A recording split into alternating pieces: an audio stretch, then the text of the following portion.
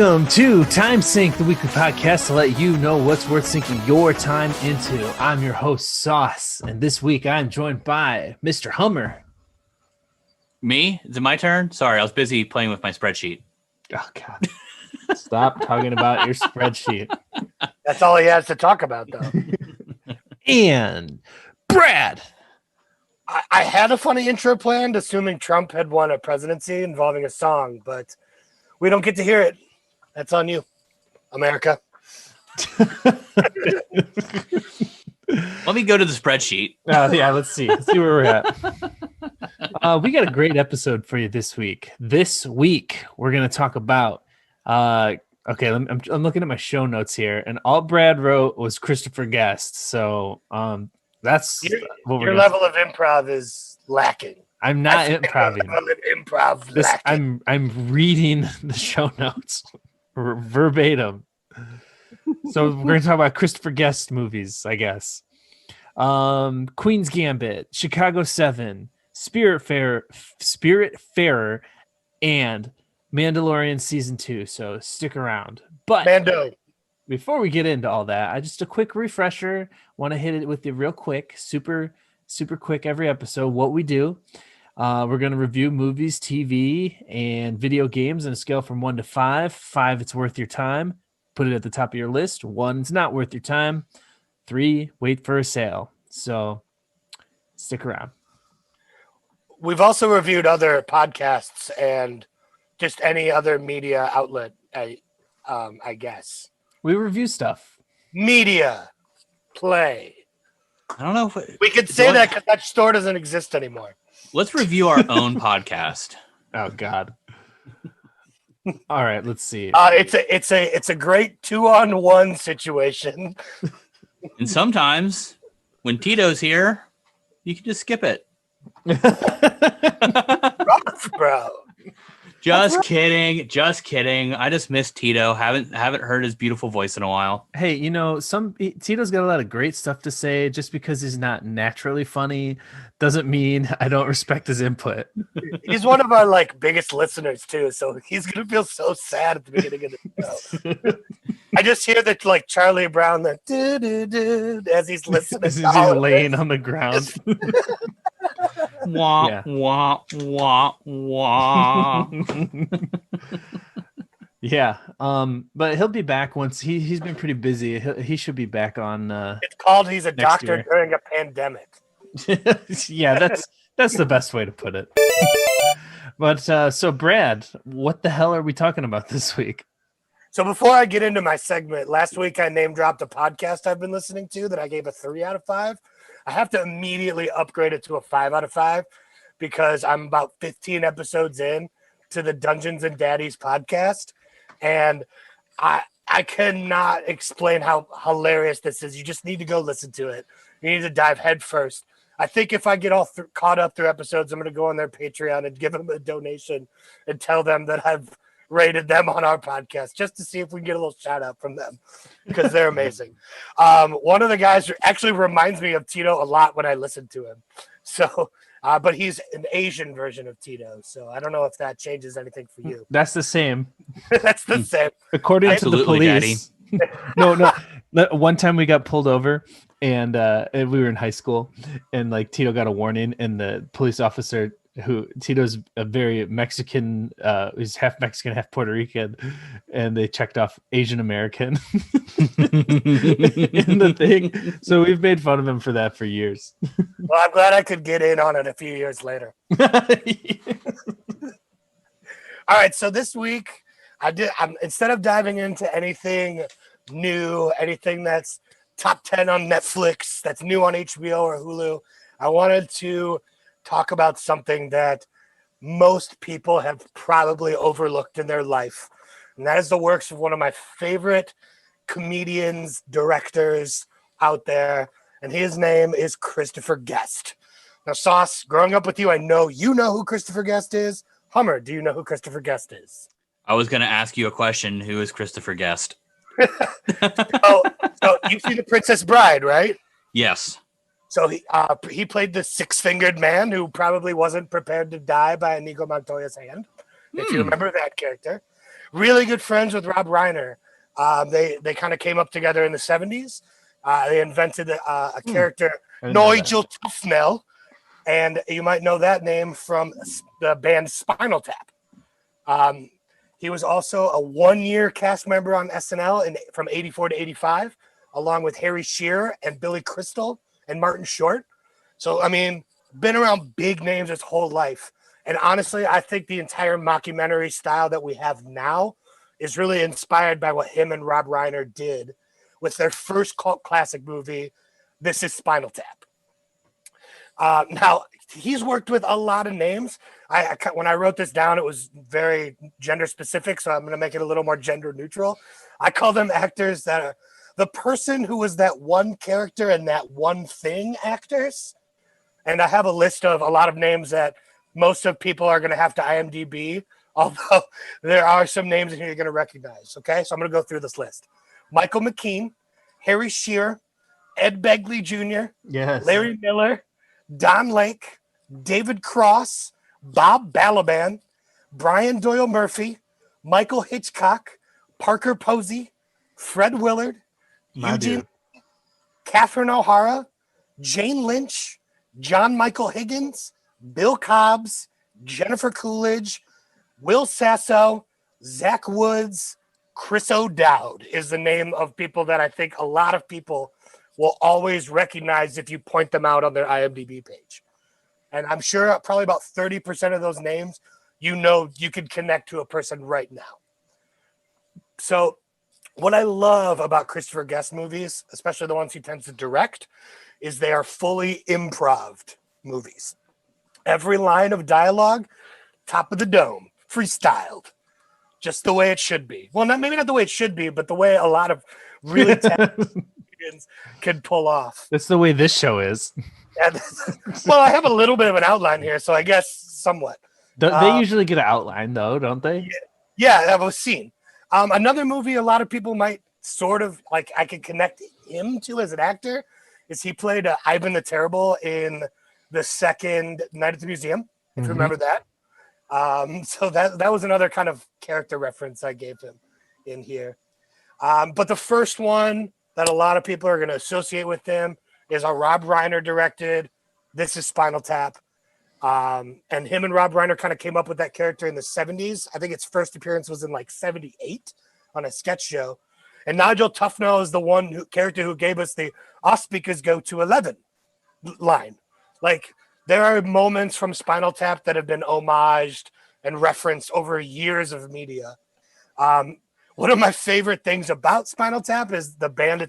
They play as a band themselves. They write all their music. They play their parts. The band historically has gone through 18 plus drummers because they always die. 2 of which have spontaneously combust, which according to them happens to about 12 people every year or so. So, well, that's getting Googled.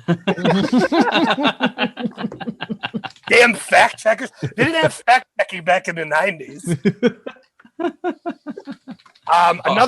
Another film by him that I think a lot of people probably know, or at least somewhat know, is Almost Heroes, which was Chris Farley's last movie. I love Almost Heroes so much. Wrote and directed that movie. It stars Matthew Perry and Chris Farley, and they're kind of like competing with Lois and Clark, right? Lewis and Clark. Wait, what are you laughing about, Homer? Oh, I totally Googled the fictional history. And one goes, one died in a bizarre gardening accident. Another one choked on vomit, but not his own vomit. Oh, the drummers who died.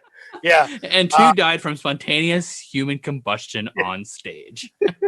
Yeah, it's amazing. The movie is very much probably his most cult classic. I would say is This is Spinal Tap. Not my personal favorite, but very funny. Lots of quotable lines. That's what I think a lot of these movies deliver is very quotable comedies. Especially on Almost Heroes. I always think of the part where Chris Farley has to get the egg from the Yes, that's exactly what I'm thinking about. It's the best reaction to anything when you hear that. And he goes... and then he's crying as he's eating the egg because he needs it to save Matthew Perry's life. And there's a great line by Eugene Levy that I say all the time that just sounds incredibly offensive in this French accent. He's talking about his Native American slave, basically. And he goes, I buy her. She is my property. Any man caught looking at her will die. And he's got his big Eugene Levy eyebrows. It's very funny. So I'm watching that movie tonight. Personal so favorite. He's Trump. Eugene Levy is? I mean, he's Canadian. Trump would be very offended by you saying that. I see her. I buy her. She is mine. That's definitely a Melania thing right there. Yeah, that's fair. So my personal favorite, the one I tell everybody they have to see, is a movie called Waiting for Guffman.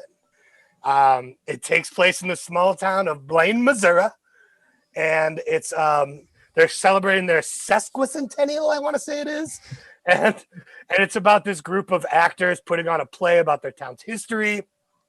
They invite someone from Broadway to come see it, so they kind of go crazy about it.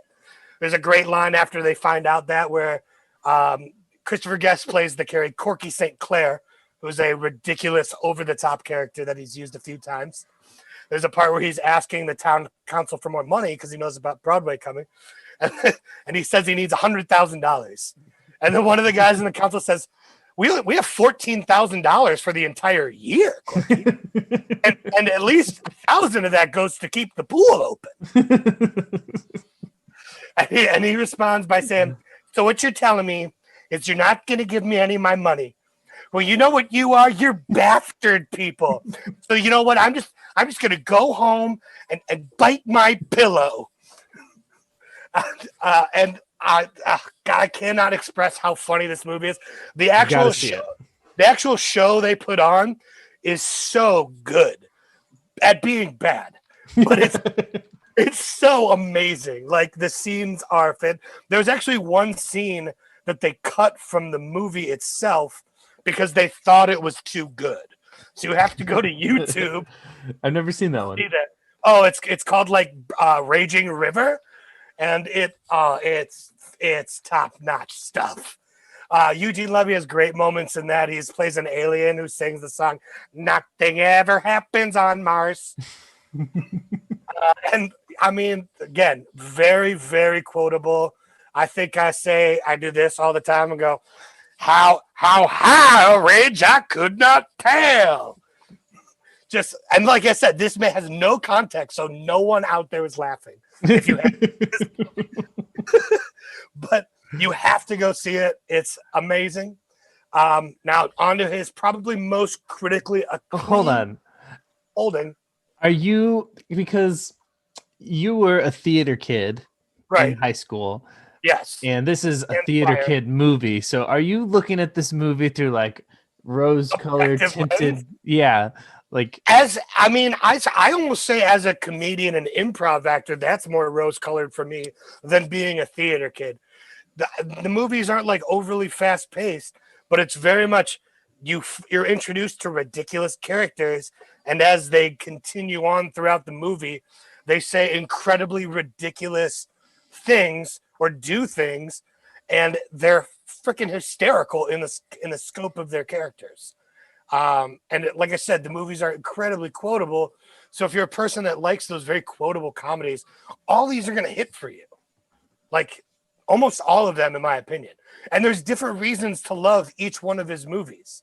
You know, I was going to go on to his next one, which is like they got nominated for Golden Globe for Best Picture on.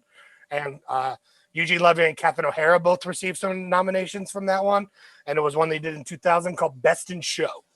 A lot of people have seen this movie, in my opinion. I see it on TV a lot, cable and things like that. So, and like I said, most critically acclaimed one he's done. It's about it's a mockumentary about a dog show, like Westminster or one of those. It's a made-up one. And it's about how ridiculous these people are about their dogs and in their dog life. And it really was kind of the first one to feature Catherine O'Hara and Eugene Levy as like a duo. And you see how good their dynamic is. And it's grown so much that we just got their excellent performance in Schitt's Creek together. Mm-hmm. And in going back and watching these other movies, you can kind of see how that grew. and how fantastic they've been since the beginning of their duo. And like I said, Best in Show is probably the coming out of that. And you did start to see a few new faces in his movies with that one. Jane Lynch is a really big character. And some of his other usuals are definitely in there. So after that one, which again, I'm not even going to set too much time on that one because I think a lot of people have seen it. After that was one I could argue is my favorite, but this one definitely has a rose-colored lens to it because of how much I love music. And it's called A Mighty Wind. And I never saw that one. Yeah, A Mighty Wind, I think is very funny and still very quotable, has great characters throughout and really great moments, but it's all about folk music, and it's are situated around characters that Christopher Guest came up with on Saturday Night Live, the Folksmen. And it's really funny because so they have two characters that they've had in bands, really. And there's a show that Spinal Tap did once where they had the Folksmen open for them, and they got booed off stage. And the audience didn't know it was the same people. So they had to go back on stage as Spinal Tap after getting booed off. Awesome. But again, they wrote all the music for it. It's really folksy. They learned all the instruments. Parker Posey learned how to play mandolin for this movie. Like, they all learned how to play their own instruments and do their own parts. So I just think I'm always so impressed by them. And I own the music and I listen to it occasionally. There's some really good songs. They are folk music, so you have to be into that a little bit. But they're really good. It's hard to say they're not. It's about a folk manager, like a manager of all these bands who passed away, and they're putting on like a show to honor him, and they all kind of come together. And again, you get Eugene Levy and Catherine O'Hara together as a folk duo, like a romantic folk duo, and they just have absolutely fantastic moments because their relationship is no longer together. They're not together anymore. They moved on with their lives, and then they kind of reunite a little bit. And they have their own inner story within the mega scope of the story. It really is a fantastic movie. There's a moment where the stage director is talking about the music hall they're performing in, and he's always like, I actually had dreams of being a performer myself. He looks around because the place is empty, and he goes, Ave Maria. And he goes, and then like obviously it's dead silent. He goes, the acoustics in here are just wonderful. So I mean, he's had some other works lately that haven't done as well. He did a movie in, I want to say it was 2006, called For Your Consideration, that really heavily featured Catherine O'Hara, and she was really good in it. The movie itself was just kind of slow and a little boring, but it's full of great moments. And it was about a movie that was being filmed that was a very much drama. It's called Home for Purim.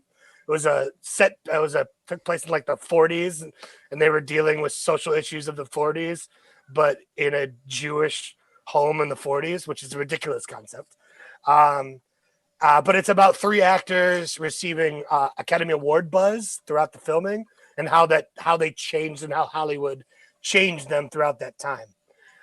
Again, it's lower on his list of good works, but if you're a fan of all these other movies, you watch it and you'll enjoy it. The last one he did was a Netflix comedy called Mascots, and I thought it was fantastic. Yeah, really? I loved it. I only watched half of it and never finished it. And I think it really survived on individual performances. Like Chris O'Dowd is fantastic in it. He plays like the bad boy mascot of this hockey team in Canada, and he's just a fist. He's the fist. And he's like this bad boy, and he's like banging hookers and stuff, and it's really weird and funny. There's a newer kid, a British kid, who has some really good moments, who honestly I don't even have his name written down. I couldn't find it. Zach Woods, who plays I love Zach Woods. Abe on The Office. He's a mascot with his wife, and him and his wife like hate each other and have a really terrible relationship. You kind of see that spew out into their performances. And Zach Woods also cheats on his wife at these mascot conventions that they go to. Really, really funny, top-notch performances. And then you also see Christopher Guest come back as Corky St. Clair, which if you've seen his other movies, it's kind of like a moment, like, because you didn't expect to see Corky working with Parker Posey again. It's fantastic. So overall, in the grand scheme of all of his works, I think he's a hard 5 for me. I understand for a lot of people, comedy and that kind of thing is not always their bag. So I'm going to officially give it a 4. But I really, really want to tell everybody out there, if you're looking for light comedy and something to quote at me back and forth, which is what I hope for everybody, because I don't like to speak in thoughts. I like to speak in movie quotes, and that is my life. So please join me in that. Go see and watch the works of Christopher Guest. And the next time I do a segment like this is probably going to be on Mel Brooks. So. Your hero. So if somebody meets you out in the streets, that one. Yeah, for sure. If somebody meets you out in the streets, they should just only quote Christopher Guest movies at you and then just move on. If you want me to be happy, if you want me to be sad, say something. I paid for you. I own you. If you want me to be sad, come up and ask me how my day is. If you want me to be happy, come give me Corky St. Clair quotes, or something from the Christopher Guest catalog, and I'll be happy all day. I'm a big Fred Willard guy. Fred Willard's a heavy feature. I love Fred Willard. I think he was nominated for like a Best Supporting in Best in Show, and he plays the announcer. And one of my favorite off-the-cuff lines he gives is, "How much do you think I could bench? You think I could bench you?" He's talking to the guy who's like talking about like all the dogs in the dog show, and he's like, "We'll get back to that later." Classic Fred Willard. That's the Christopher Guest verse is worth rewatching. I think I'm gonna add that to my list. Yeah, definitely. And I just assume, because I talk about him a lot and nobody knows what I'm talking about, that most people haven't. Like I said, I think there are ones people have at least seen or heard of. This is Spinal Tap because of its cult classic following. Best in Show because of it was acclaimed at the time. And again, I've seen it on cable a lot. The others are just ones that I think people have probably missed. And if you haven't seen Waiting for Guffman, which is, again, my personal favorite, you've missed out on something. Something wonderful. Something's wonderful. What do you think, Homer? You gonna check out any of those movies? I'm gonna check out the very first one you mentioned. Why can't Spinal I think Tap? of it? Yep, Spinal Tap. This is Spinal Tap. That sounds hot. That sounds hysterical. I just read the way the characters died, and I was like, okay, I'm gonna check that out.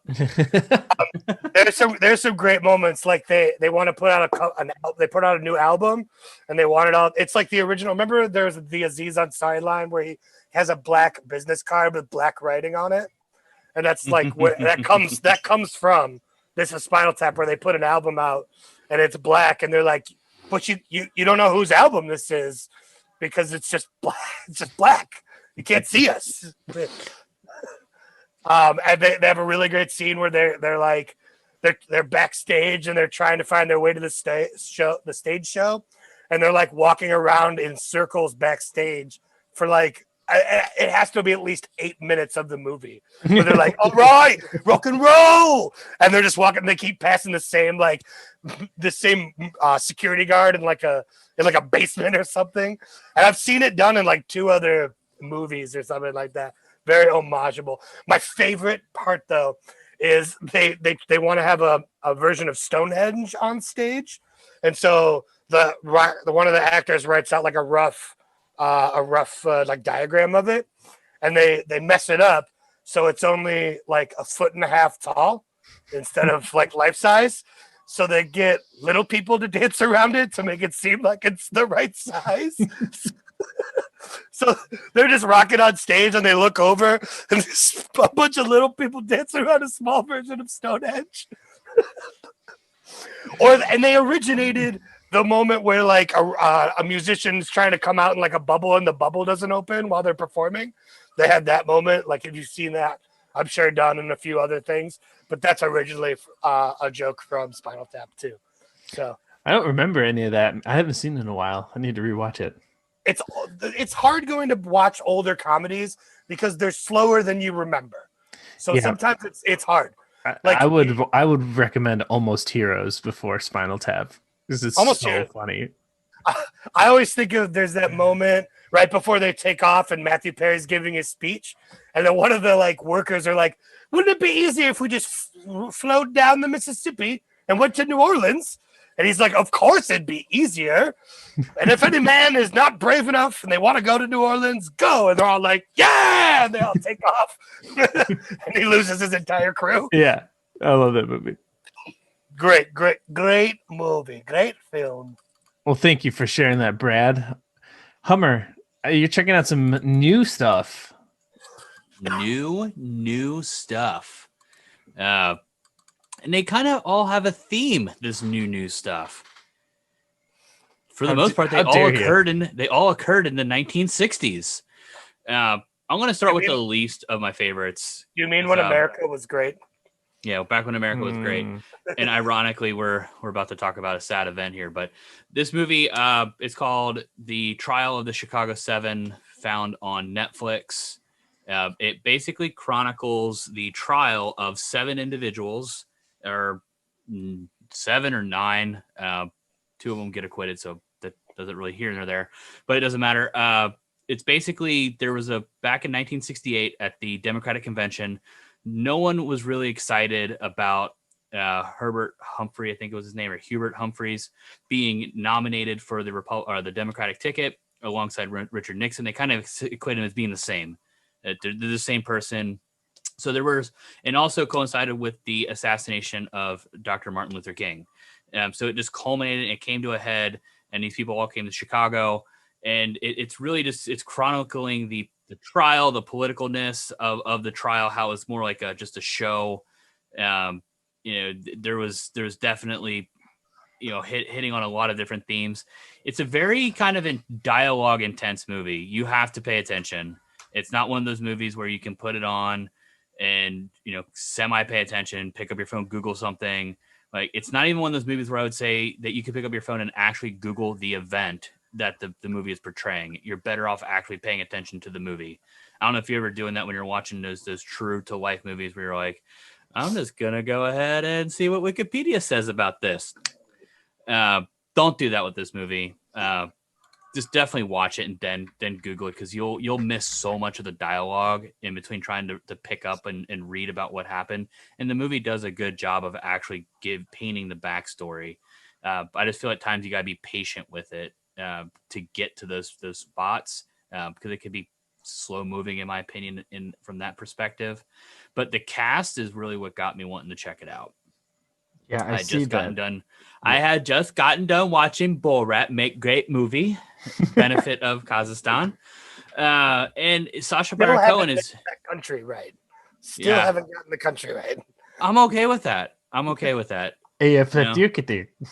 Yeah. Jerk. Nope. Nope. Not that one. Jerk. My Habibis out there won't appreciate that. It's from that's from South Park. Yeah, I know what it's from. Jesus. All right. Either way, back to the cast. Sacha Baron Cohen, obviously in it, he plays more of he's like a smart hippie. Like at first they portray him as kind of being like, a little just out there, but then you really start to see the sophistication of the character that he's playing, Abby Hoffman. Eddie Redmayne is in there, Alex Sharp, Mark Rylance, Joseph Levitt Gordon, Frank Langella. I feel like it had, and Michael Keaton, it had a pretty strong cast of recognizable faces. I thought the acting was actually pretty good. I just thought the movie moved a little slow. I think it's worth checking out if you love like those historical, especially courtroom dramas, because that's what it is. I want to say there's like 5 different sets throughout the entire movie. A courtroom, an apartment where they all stay, a couple different protesting spots. But it does chronicle one of the worst protests in the nation's history. 11 people were actually killed at the hands of the Chicago police. There was, I think, another 40 or 50 that were shot and injured by police gunfire. And on top of that, countless police officers were also injured in all these these giant exchanges of violence. So it does a good job of kind of explaining all of the backstory of why that came to a head, the political motivation between these 7 individuals who are not from Chicago. None of them are from Chicago. They're all from different places. They're basically trying to round them up, saying they went there to instigate and start the riots. But it's a good movie. I give it a 3. It's not worth going out and buying Netflix for. I don't know who doesn't have Netflix, but which is about to cost more. They just up their prices. Yeah. I didn't even see that, but it's $4. definitely worth it. If you have Netflix, rent it. If you have if you can get a hold of their stolen password, log in. And what is your password, Farmer, for our audience out there? Is it bad that when you said these are their stories, all I heard was the Law and Order theme song, the da da da da da. Perfect. Yes, that is bad. Oh, okay. It gets strong ratings. Like I said, movie has great dialogue. I just think it moves a little slow. Courtroom dramas typically aren't my favorite, but I'm a sucker for history movies. Law and Order. Da, da, da, da, Law and Order. But the big one that I dove into this week. Wolf. Wait, before you move on, how was his name is, I'm gonna say it wrong. Yahya Abdul Mateen II. He plays Bobby Seale in the movie. Because he's like doing some crazy stuff lately. He was Dr. Manhattan and or I guess oops, that's a giant spoiler. He plays He's not that in anything. It's okay that you butchered that name because I'm pretty sure Hummer just butchered Joseph Gordon-Levitt when he was freezing over. I let it slide. How do you say his name? Do you know? Joseph Gordon-Levitt. No. I said Joseph Levitt Gordon. You did. I've been waiting. I'm loving that now. I'm hearing myself re-say it, and I'm like, yeah, I definitely said that. I've been waiting to jump on that for a minute. So, but how? I'm not gonna lie. I skipped over that name because I couldn't pronounce it. Yeah, it's got a hard pronunciation. I mean, his performance, his role is. Please tell us how to pronounce it. His role in the movie, I'd say it's probably about like, it's strong.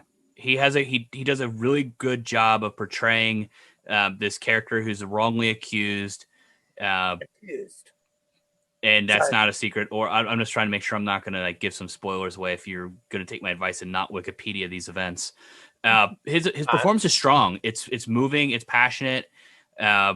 He does a really good job of just portraying this character who has so much anger inside, but is doing such a good job at restraining himself in, just like a civil, in the perfect display of civil disobedience that characterized a lot of the 60s style protesting that went on. He did a really good job of epitomizing that type of movement. I would say it's good. He's definitely one of the strong points, one of the strong characters of the movie that kind of stick out. Bobby Seale is. Sacha Baron Cohen is another character that sticks out pretty heavy as well with Eddie. And I don't know if I pronounced the last name there wrong either, but Redmayne. That works. That works for me. Redmayne. I want to be an Eddie Redmayne fan, but what's one of movie that Eddie Redmayne just like crushes it in? The Theory of Everything. The Theory of Everything, yeah, that's exactly what I was going to go for. I think he does a great job in that. The Danish Girl that he won an Academy Award for. It shows what I know.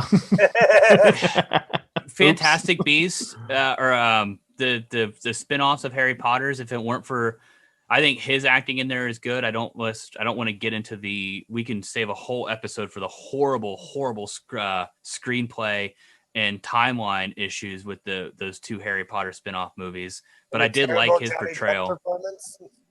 Oh, I guess I was just thinking of Jupiter Ascending and yeah, my bad.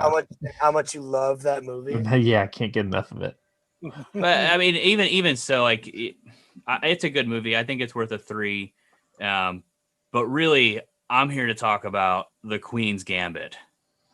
I want to know everything about this. Currently, this is a number one show. on Netflix. I'm going to start backwards here today. I'm going to go ahead and give you the rating. It's a 5. Oh. This is a show that if you don't have Netflix, steal someone's password for sure. Or actually pay for your own Netflix account and stop being a mooch. It's an excellent show. Everything about this show. It's one of the best shows I think I've watched in a long, I don't know, I'm trying to give it a comparison because I'm not going to compare it to like a drama, or sorry, I am going to compare it to a drama, but not a comedy. So I'm not going to compare it to like a Schitt's Creek, a Community, an Office type of show. I'm really looking to compare this to, maybe something that's a little bit more serious in the lines of Sopranos, and I'm trying to think of some other great dramas. Mad Men would actually be a perfect kind of coincided with a period. What makes this show so special is, first off, once again, I'm terrible with names. Anya Taylor-Joy, phenomenal job. She crushes. It's like the epitome of like she does a really good job of helping you see and understand the character, the struggles that she's going through. So just the backstory about what the show is about. It's about, and it's not a true story, but it's about a young girl who was orphaned at the age of 9. Her mom was a math professor, a genius at math at an Ivy League school. She ends up she's very introverted, but she becomes a master of the game of chess. So this show is about the story of this young orphan and how she journeys through to become a chess master. But it's tackling some hard topics such as drug abuse and addiction in particular. And then just kind of the struggles of, in a weird way, child stardom and how that's affected her, because she kind of grows up with everybody kind of starting to gravitate towards her or her being a chess star in a standout in that sense. But the way they do it, it's just like, you don't even have to know anything about the game of chess. That's what's awesome about it. Yet you're hanging on every episode. You're feeling like one of those movies that you're watching that's just like, I guess your typical stereotypical sports movie where you're on edge. You don't know if you're going to win or she's going to lose. Here's the thing though. And this isn't, I'll guess maybe a little bit of a spoiler here. She doesn't always win. So it's nice. It's not just it's not always a good feeling, but they do a good job of really figuring out where you, as you're watching the show, you're going to know where you want the character to go. And Netflix, they take the character there. It is awesome. It is an amazing show. They did such a great job with the writing, the dialogue, the casting. It's a very limited cast in that particular sense, but I really cannot talk more highly about this show. It is just awesome. I have 2 jokes. The first thing I was gonna say. Women play chess. Wow, Brad, Jesus, it's 2020. I saw a small clip of it, and they were talking about people's ratings, and all I could think about was the Dragon Ball Z Scouters, and they were like, "He's at 1800," and I was like, "Well, maybe her power level's over 9,000." And the second joke was I was going to say, as someone whose limited chess knowledge is, I understand that the knight can go to E4 from Harry Potter. If someone is a light chess non-fan, could they enjoy this movie? 100%. Those are my 2 jokes. Thank you. 100%. You don't need to know because they're not. Yeah, they're not focusing like they're talking like they're talking about her learning the chess strategy. They are in no way, shape, or form trying to teach you chess strategy. You do not need to know a single thing about chess except that there's a queen, a king, a bishop, a knight, and you learn all that just by actually watching the movie, but you or the show. You don't need to know anything about chess, and they do such a great job of just. Chess is just like I don't know how really to describe it. It's the sport that happens to be in the center of the game or in the center of the show. Don't understand castling in chess, and I hate when people try to talk about it because they don't even mention castling. It feels like a dumb strategy, but for some reason, all the good chess players know how to do it. Yeah, you got a castle. It's cool. Yeah, but they don't even mention it in the show, so you're fine. You're good. Everybody was doing it.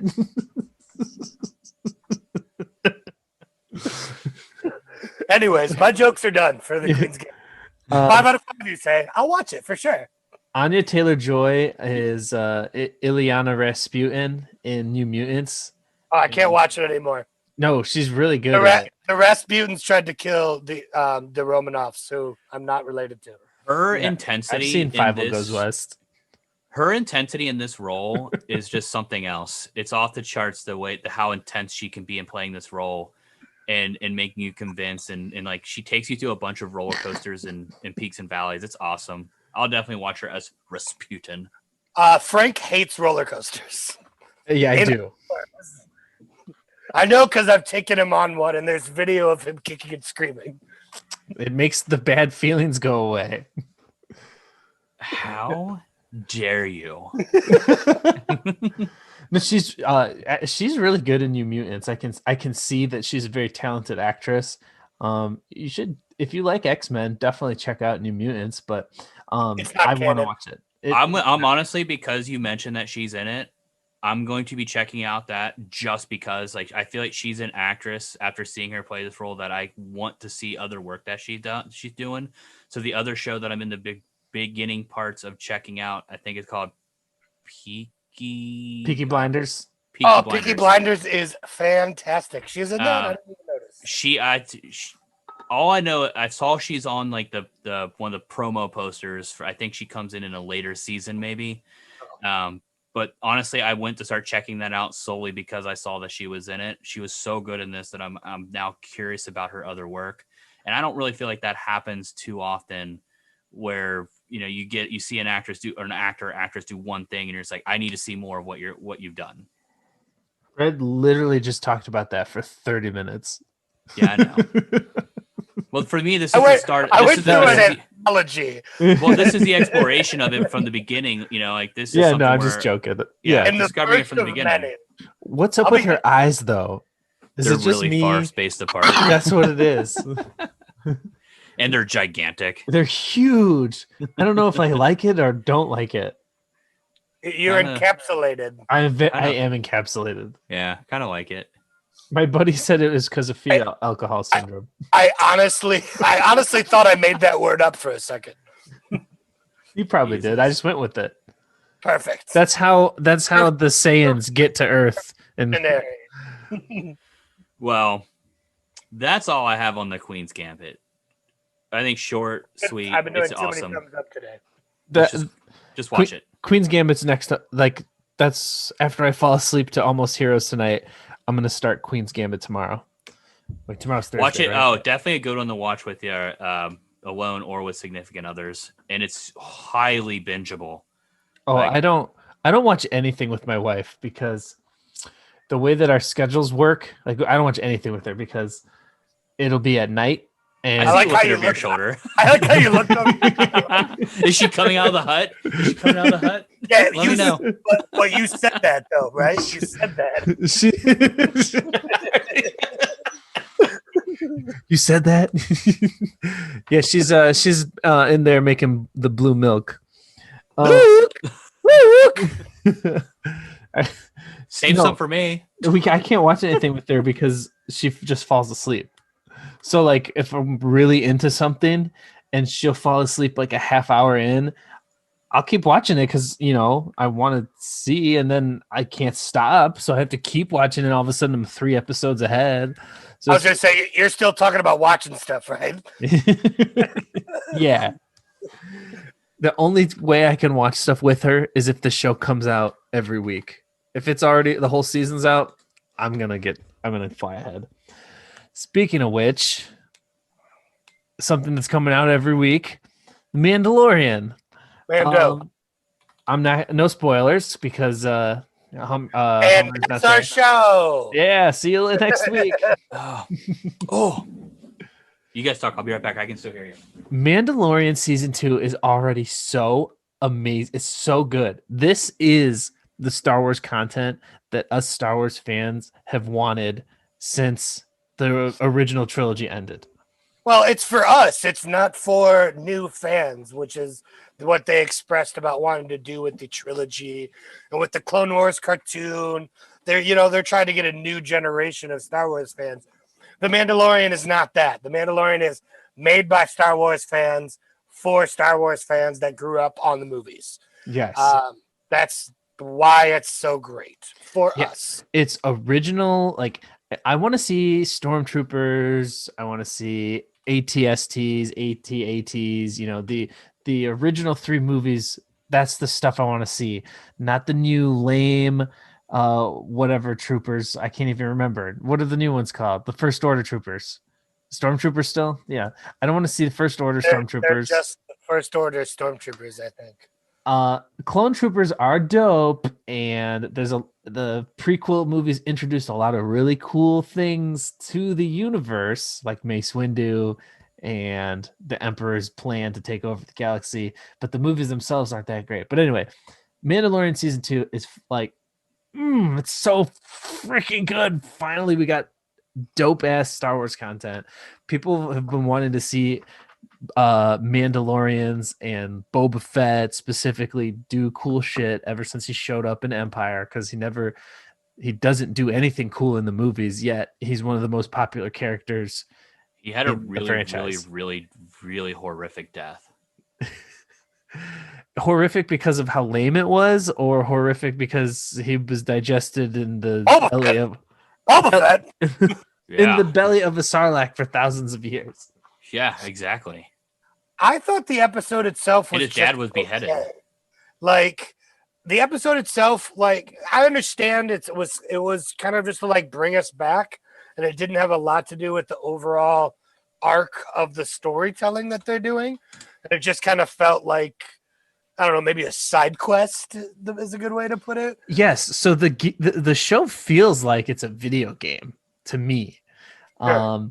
So there's obviously going to be the A story, the arc forming throughout the whole season, but they're really trying to dial into each episode is its own thing. Well, each episode has its own director and its own vision. Like watching the all the background stuff from the first season, like not director's commentary, but they did like a whole like making of that kind of like highlight. It's a whole series on its own, and they really focused in on each episode. And we could still tell how the 4th episode, directed by Ron Howard's daughter, was the worst one of the first season. And you really see that from the making of it as well. Yeah, but the first season's good. So, I mean, saying it's the worst one of the season is still not that bad. Oh, I agree. But you can tell that they learned from season 1 what they need to do better, and they're definitely executing that.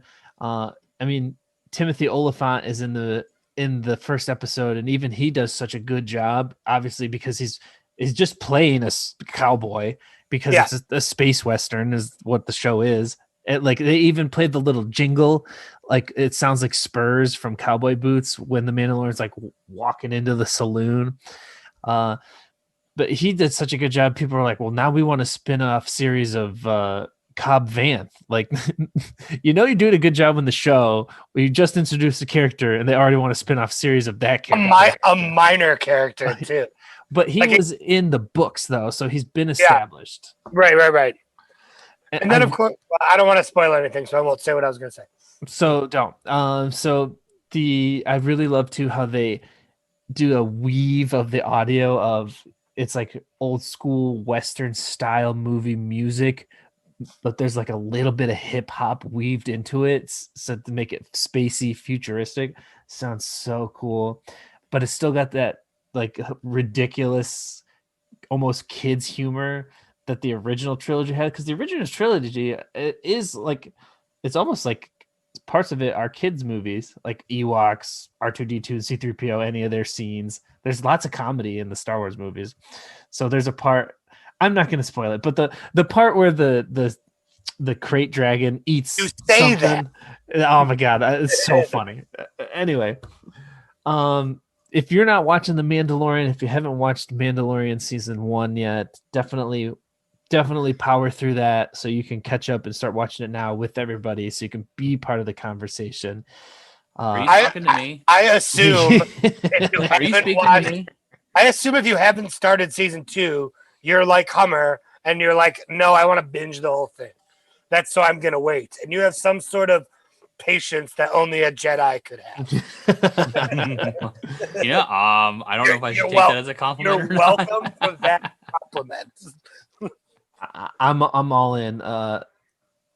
Season 1 I thought wasn't like it was good, but wasn't like I just saw the potential of season 1 and where it could be, and now I think we're there. So 5 out of 5. If you haven't started watching The Mandalorian, definitely I'm still now's calling the time. episode 4 is when Ahsoka Tano is going to show up, or possibly Ezra Bridger. They're going to give us one of those two. I mean, we know Ahsoka Tano shows up at some point, so I wouldn't be surprised if the Dave Filoni directed episode gives us Ezra instead. Yeah, I can't wait. Let's find out. I also want to throw a little bit of video games in here this week because we haven't talked about too many video games. Oh. It's because we're waiting for so many video games to come. I keep delaying everything. They're like, we were supposed to get stuff all throughout October and November, and they're like, well, you know what? Fuck that. Yeah, that new system you got, screw it. Nothing. We did like 3 straight episodes on video games thinking that there are going to be all these video games to talk about over these next couple of weeks, and they all are no longer happening for a while. I think Watch Dogs came out, the new Watch Dogs game. I hear it's buggy. Yeah. That's what I'm hearing too. And then I'm also hearing I don't know if these videos are fake then, but I guess they were starting to tease some of like the ray tracing effects on like Xbox versus PC. But then I read that they're not actually going to be having ray tracing until early 2021. Yeah, that makes sense. And then the same thing with Cyberpunk. But Valhalla is still on schedule to be released, and then they're doing the Xbox, they're doing the Series X Halo. So all the Halos are going to be Series X optimized, I think, at launch as well. They pretty much had to do that because their new game is like falling down a fiery toilet. Yeah, big time. Huge fiery toilet. Even just having it's like it's going from like the iPhone 11 to the iPhone 12. Like it's not going to do anything that new, but everything should work a little bit better, a little bit faster. 5G. I mean, it's going to look better. The graphic quality is going to be. I'll find out. Night and day. I mean, you're literally talking about 7-year-old hardware moving to today's hardware. You're going to get incredible performance from these machines. If you don't care about that, you don't need to get one. If all you want to do is play the games, don't get one. It's I think that's really where a lot of people are at, and and there's nothing wrong with that. The current systems out there are playing games just fine. Earlier, Brad, when you went, whoa, I don't know why it reminded me of this, but in the Dungeons and Dragons episode of Community, like the one you can't watch anymore. Oh no, I forgot about that. Well, I got downloaded anyway. Because of Ken Jeong is dressed up like a dark elf, and they consider it blackface, so they cut the whole episode. You can't watch it anywhere. That's stupid. They literally could have just cut out that part. It's one of the best episodes too. It is one of the best episodes. He's not wearing blackface. I am Brutalitops. Magician. But that's just... he's in such a little part of the episode. Yeah. They could have just cut him out, because I miss the I walk with him part all the time. That's what one of the parts was. Something happens, and then Troy just goes, "Oh, Neil." I say that all the time, but no one ever gets it because it doesn't make sense. I always think of the classic wingers and then the notches bit from the cold open. It's like one of my most thought of Community things. And Troy's just like, oh, and he just marks a notch off. Yeah, that's when it was in its stride. But anyway, let me get to this. I got only a couple minutes here, so let me mention this game. Spiritfarer, because I said I was going to mention it last week and I didn't. So Xbox Game Pass is a thing that you can have, and it's amazing. You can play a bunch of games in a Netflix-style subscription, kind of. You still got to download them. So Spiritfarer is one of them. I was hearing good things. I really wanted to play it. It's like one of those mobile games where you need to build stuff and do stuff, and you have to leave it for some time before something clicks. Tower defense games? No, like a like a tap to play game. No,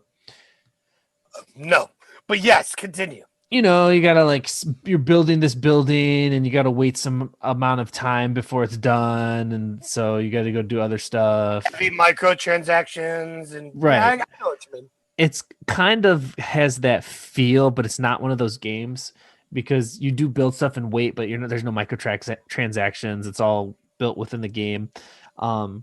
Like you need to cook things and you have to wait for it to cook, so you got to go do other stuff. But anyway, the premise of the game is So you order takeout instead, you mean? Sure. I said 100% of the shots you don't take. That's what I was Anyway, train of thought that Brad keeps trying to ruin. Where is it? Too many thumbs up today. So, you're basically death. I'm gonna hit mute, Brad. On mute. Thanks. Brad. Bye. See you guys later. So you're in the underworld, and The real reason that they canceled the last debate. all right, the mute button. Podcast canceled. You have to guide spirits through the afterlife to get them to the next stage, to beyond. And you're on a boat and you're in the ocean. So a lot of it is like you visiting new islands, meeting new people, and your boat, you're supposed to be growing and building your boat over time so that they have they're comfortable and you're helping them fulfill their last wishes before you can move them on in life. It's a very zen, zero combat, do things like fishing and cooking and, helping people, story-driven game. It's like a peaceful, relaxing game. It's actually a very good game. The story's pretty good. I haven't beaten it yet, so I can't tell you how good the story is. But it's one of those games, if you're just looking for something to unwind after, playing Overwatch and going on a 10-game lose streak with your toxic friend, and you can't play any more first-person shooters, and you just really want to relax. You can purchase it on other platforms, but I played it on Game Pass because I didn't have to actually buy it. But it for sure would be a better game on Switch, because if I'm sitting down on my couch with my Xbox controller in my hand, I do want to play a bigger game. This is definitely a game that's better suited for your Switch, and it is a good game, but I put a bunch of time into it. I'm building out my ship, I'm collecting a bunch of spirits, and then I don't know, halfway through I'm just like, yeah, I'm not going to come back to this anymore. It's either not relaxing enough or it's so slow paced that I'm not making enough headway to where I want to keep playing it. But you might like it if you're looking for that type of game. Not you specifically, Brad or Hummer, but maybe the listener out there. I can definitely think some people I know who would definitely enjoy this type of game. Name them right now. Let me dox them for Wait, everyone. I'm not muted. I thought you muted me. I wish I did. Yeah, if you're looking for that type of game, you're really, really, really gonna enjoy this game. But for me, it's just not the gameplay I'm looking for. I keep going back to Spelunky 2. I can't stop playing it. It's a perfect game for just playing a couple of rounds at the end of the night. I'm just going to try and make one more run and try to make it to the end, which I can't because it's so hard. It's very addicting. If you have a PlayStation, definitely 100% pick up Spelunky 2 because if it's for a roguelike, it's fantastic. But yeah, Spiritfarer, for me, I'm giving it a 3 out of 5. Oh, because it's good. You said you're never going back to it, and you're still going to give it a 3? Because I would wait. I would recommend someone to wait for it till it's on sale and try it out.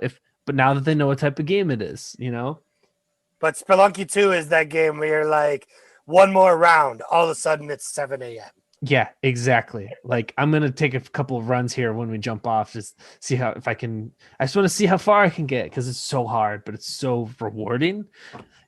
Yeah, that's what I got for you guys this week. Anything else in this last minute we have? Negative, Ghost Rider. I kind like there was a little part of me that wanted Donald Trump to win so I could sing my funny song, but there's a lot of part of me that doesn't want that to happen for the whole world. Yeah, well, we don't know yet because we're recording this Wednesday and it's coming out Thursday, and who knows what's going to happen by then. That's true. The world is still on edge, as it were. Why don't you just have that song ready for next week? I got it. Well, I got 3 lines, and I think that's all a song really needs. Let's hear it. Let's hear it now. No. You want to jinx anything? Well, I don't want to unveil my masterpiece yet. Okay. A masterpiece. Well, that's all we got time for this week. Thank you for tuning in. Make sure you hit us up on social medias at Timesink Pod, Instagram, Facebook, YouTube, all that good stuff, Twitter. We're on your favorite podcasting service, and Hummer is going to personally share his Netflix password in the show notes, and we'll see you next week. Netflix for everybody. Netflix for you. Netflix for you. Are you gonna be the Oprah of Netflix? You're getting a subscription. Everybody! Next week we're breaking the terms of service on Netflix.